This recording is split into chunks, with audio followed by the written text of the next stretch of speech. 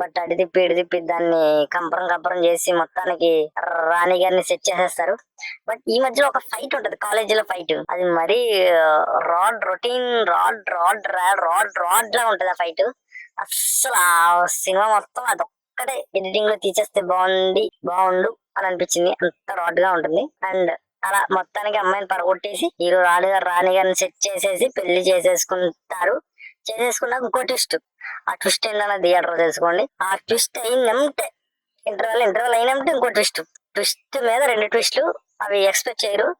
2 ట్విస్టులు అయితే అంటే కొత్తగా లేవు కానీ ట్విస్టులు, కట్ నేను ఎక్స్పెక్ట్ చేయలేదు ఆ ట్విస్టులని. బాగున్నాయి ట్విస్టులు. ఈ ట్విస్టులు అయిపోయినంటే సినిమా మొదలవుతుంది.